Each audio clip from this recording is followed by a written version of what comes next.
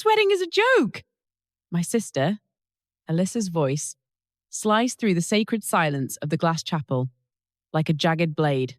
She stood in the center aisle, her deep navy silk dress shimmering under the mountain sun, her face twisted in a look of pure, practiced disgust. You're throwing your life away, Alexis. You're marrying a mechanic? A man who smells like oil and spent tires? For God's sake, it's pathetic.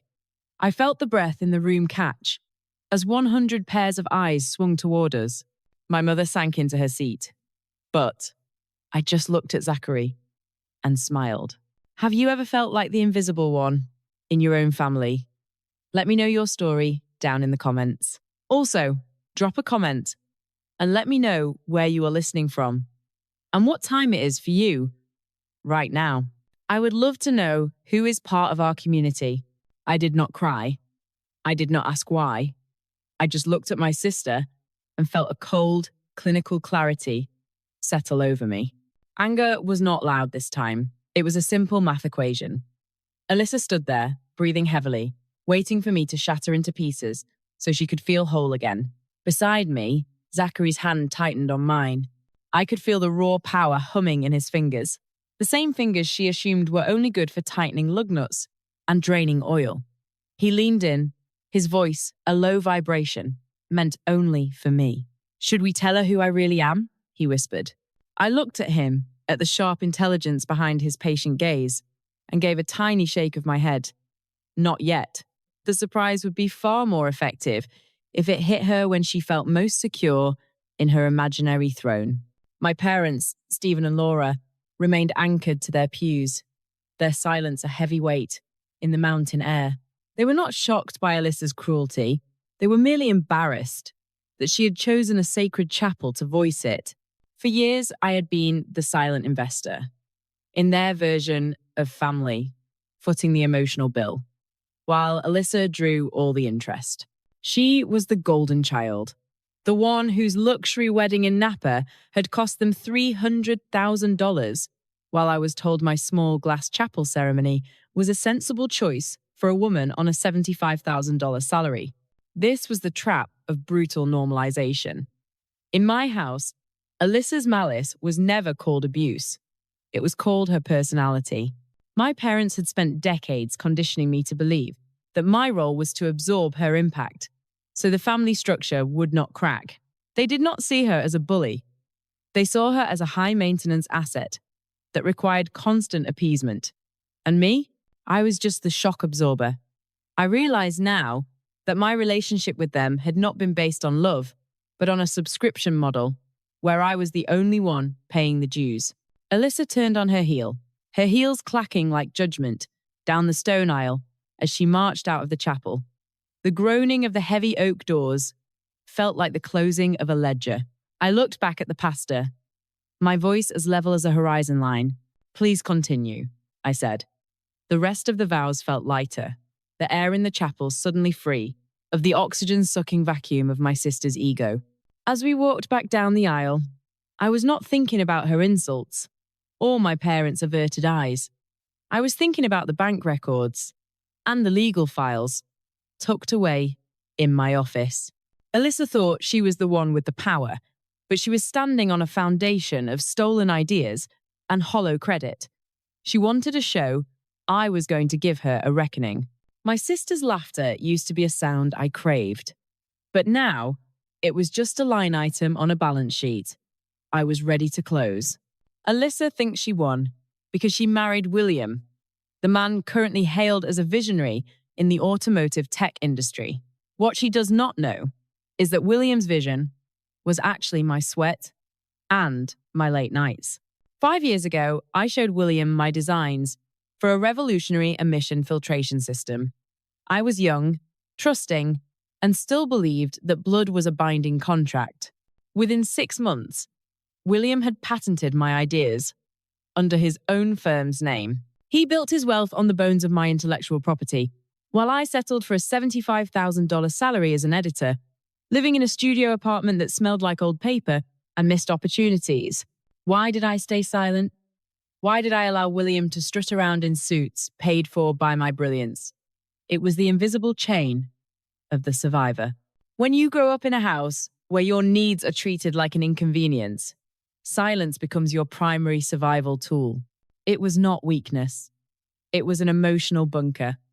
I stayed small because I knew that as long as I was invisible, they could not take anything else from me. I had developed a psychological callous, a way to function, while being ground down by the very people who were supposed to protect me. I was a survivor, but I was living in a prison without bars, conditioned to believe that my worth was zero unless I was useful to Alyssa's narrative.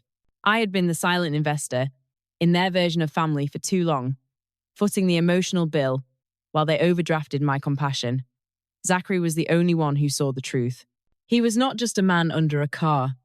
He was a man who understood the value of a solid engine. He had watched from the Vanguard family garage as William brought in luxury cars he did not understand, boasting about technology he had not created. Zachary did not see a sensible editor when he looked at me. He saw the architect of an empire. The mountain air grew colder as the sun dipped below the peak, but I felt a warmth spreading through me that had nothing to do with the climate. It was the heat of a looming reckoning. Alyssa thought my marriage was a joke. She thought Zachary was a placeholder. She did not realize she was the one being written out of the script. This was not revenge. It was accounting. And William's debt, to me, was about to be collected in full, with interest that would bankrupt their entire world. I looked at the ivory gown I was wearing, a dress Alyssa had mocked for being too simple, and I felt a surge of lethal precision. The era of my silence was over. Alyssa organized the post-wedding lunch at her glass-walled estate with the same clinical precision she used to curate her social media feed. She had not invited us to celebrate. She had invited us to serve as the punchline for her associates. As Zachary and I walked through the massive front doors, the scent of expensive lilies and condescension was overwhelming. Zachary wore a clean shirt, but Alyssa's friends only saw the rough calluses on his hands, the marks of a man she had branded as a grease monkey who did not belong in their polished world. Alyssa stood at the center of the terrace, surrounded by the elite of the local business community. She held a glass of chilled rosé like a scepter. "Oh, Alexis," she sang out, loud enough to ensure every conversation within 30 feet stopped. "We were so worried you would not make it. It must be hard to find time between shifts in that little apartment." I did not answer. I just watched her. My silence was not a surrender. It was a recording device. I was tallying every microaggression, every smirk from William, every sympathetic tilt of a guest's head. This was not a family gathering. It was an audit. Then came the kill shot. Alyssa pulled a slim leather folder from her designer bag. She opened it to reveal a check for $80,000. "Alexis, we know you're drowning. $75,000 a year barely covers the interest on your debts, let alone a life with him," she said, gesturing towards Zachary with a flick of her wrist. She did not even use his name. He was just a variable she wanted to eliminate from the equation. "I'm giving you a way out," she continued, her voice dripping with the kind of false mercy that makes your skin crawl. $80,000. It wipes the slate clean. But there is a condition. You leave that failing editorial job. You move into the guest suite. Here, I need someone I can trust to manage the household, someone who knows my standards. You'll be my personal assistant, my maid, with a degree. The guests chuckled softly. William leaned back, the sunlight glinting off the watch he had bought, with the money stolen from my designs. It was a perfect scene of high society dominance. Alyssa looked at Zachary, her eyes narrowed in mock pity. "I'm sure your mechanic husband will not mind. He can go back to his oil pits and leave the grown-up world to us." My compassion had been a luxury they'd overdrafted for years, but today the account was closed. I looked at the $80,000 check, a fraction of the value William had stolen, and then at my sister's triumphant face. She was not shocked by what she was doing. She was shocked that I'd finally stopped playing along. I reached out, but I did not take the check. I just tapped the edge of the leather folder. Zachary caught my eye, a quiet, lethal understanding passing between us. He was waiting for my signal. Alyssa thought she was holding the deed to my future. but she was just holding a piece of paper that was about to become worthless. I did not reach for the check. I reached for my bag. I looked at Alyssa, her face still frozen in that mask of superior pity, and I felt a surge of cold, professional clarity. "This is not a donation, Alyssa," I said, my voice echoing with an edge that made the nearby guests pause their conversations. "It's an insulting valuation of a debt you have not even begun to calculate." Alyssa's smirk faltered for a fraction of a second. "Alexis, do not be difficult," she hissed, leaning in so only I could hear. "Take the $80,000 and be grateful you're getting anything at all." I did not answer her. I pulled a thick manila folder from my bag and laid it on the glass table, right on top of her check. The Vanguard logo was embossed in gold on the corner, sharp and undeniable. I saw William's eyes dart to the folder, his posture stiffening instantly. Zachary stepped forward, no longer the quiet man in the grease-stained apron, but someone whose presence suddenly commanded the entire terrace. He did not say a word. He simply pulled out his phone and sent a single, one-word text message. The professional escalation had begun. For years, I had been the silent architect of William's success, the one who drafted the blueprints for the filtration systems that made him a millionaire. But our relationship was never a family bond. It was a business transaction where I had been systematically defrauded. My compassion had been a resource he'd exploited, but now the audit was complete. Within seconds, William's phone began to vibrate on the table. Then his assistant's phone. Then the phones of two other partners standing nearby. William picked up his device, his thumb trembling. As he swiped the screen, his face went from pale to a sickly shade of grey. "What is this?" he stammered, looking at me with a mixture of confusion and burgeoning terror. Zachary leaned over the table, his voice calm, factual, and lethal. "It's a formal notice of contract suspension, William. Effective immediately, Vanguard Automotive has frozen all supply agreements with your firm, pending an investigation into patent infringement and intellectual property theft." The guests began to murmur. Alyssa snatched the folder from the table, her eyes scanning the legal documents I had compiled with Zachary's legal team over the past month. "This cannot be right," she shouted, her voice shrill and desperate. "You're just a mechanic. You cannot shut down a multi-million-dollar supply chain." Zachary looked at her, his expression as unreadable as a bank vault. "I told you, Alyssa, I want to know every job I'll one day oversee," he said quietly. "And that includes knowing exactly who is stealing from my wife." I watched the realization hit Alyssa like a physical blow. She looked from Zachary, the man she had mocked as pathetic at the altar, to the direct order of suspension, signed by the Vanguard Executive Board. This was not a family drama anymore. It was a total professional liquidation.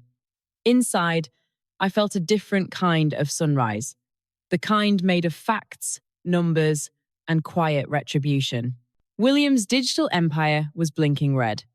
And for the first time in my life, I was not the one footing the bill for their arrogance. They were not shocked by what they'd done to me. They were shocked that I had finally stopped playing the role of the invisible victim. The evening at the Obsidian Peak was designed to be the final act. In Alyssa's drama of superiority, the limestone facade glowed gold. In the late afternoon sun, a monument to a world she thought she owned.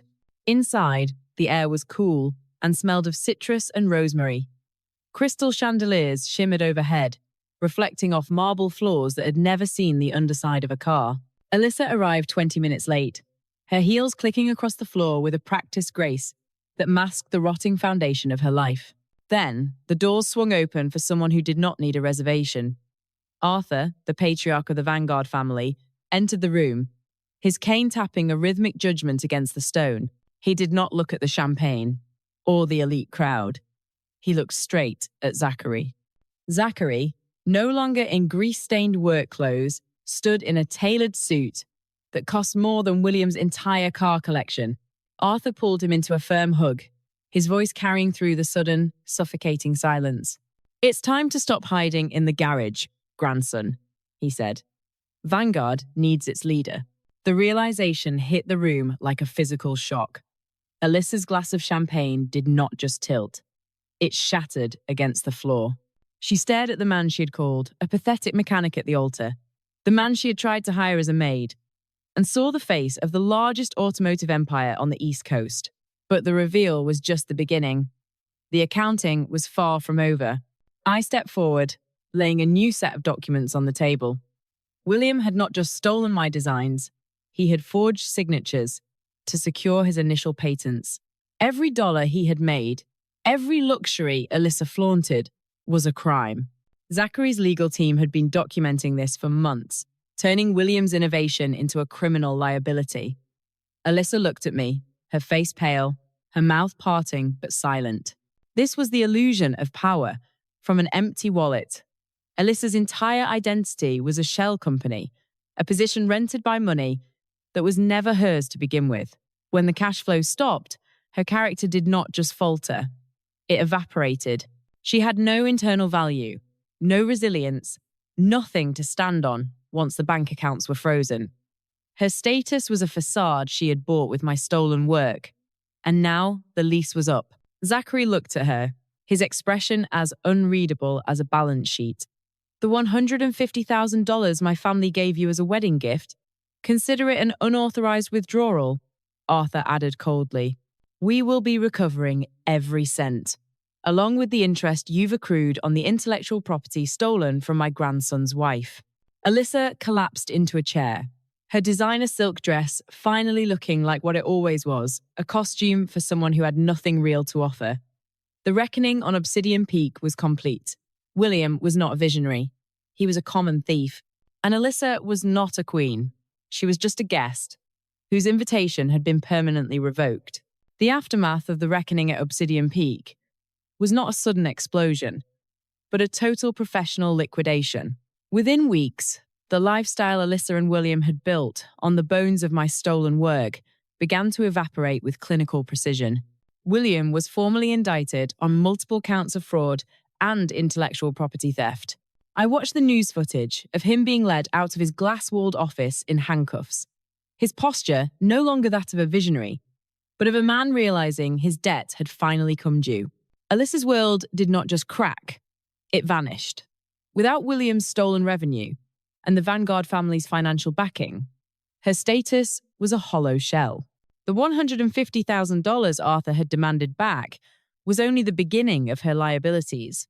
She had been the silent beneficiary of a crime, and now the audit was uncovering every cent she had spent on designer silks and social status.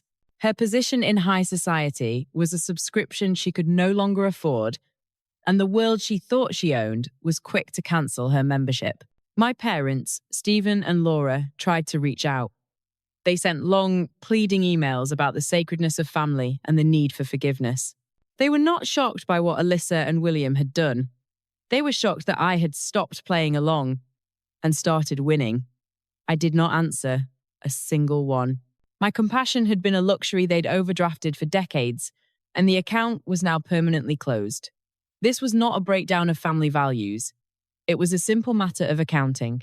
I sat in my new office at Vanguard Automotive, the morning sun reflecting off the harbour. Zachary stood by the window, his presence a solid engine of support that did not require flashy displays of power. I opened my laptop and looked at a digital folder I had carried for years, a folder simply labelled Alyssa. It was filled with every insult, every comparison, and every document regarding the designs William had stolen. I hovered the cursor over the delete button. For years, I had believed that my worth was zero, unless I was useful to her narrative. I had been a survivor, living in a prison without bars, conditioned to believe that silence was my only bunker. But as the progress bar reached 100% and the folder vanished, I realized that I was not just an editor with a sensible salary anymore. I was the architect of my own future. With the settlement money from the lawsuit, millions of dollars in recovered royalties and damages, I established the Alexis Whitmore Foundation for Integrity in Design. It was not about charity. It was about infrastructure. We provided legal support and resources for young creators who, like me, had their brilliance stolen by people who thought power was a substitute for character. Zachary and I watched the first group of grant recipients walk through the doors, and for the first time in my life, I felt a peace that did not require me to be invisible. To those of you listening who have spent your lives feeling like you're standing on the edge, this part is for you. I know what it feels like to be the sensible one, while someone else burns through your resources and calls it personality. I know the weight of a family that expects you to be the shock absorber for their chaos. But I want you to hear this clearly. Your silence is not a requirement, and your worth is not a variable in someone else's equation. The people who try to make you feel small are often the ones most terrified of your light. They did not choose to ignore you because you were boring. They chose to overlook you, because acknowledging your brilliance would expose their own inadequacies. You do not owe your loyalty to a bloodline that treats your compassion like a limitless credit line. Sometimes, the most courageous act is not forgiveness, but the finality of a closed door. You are the architect, not the stagehand.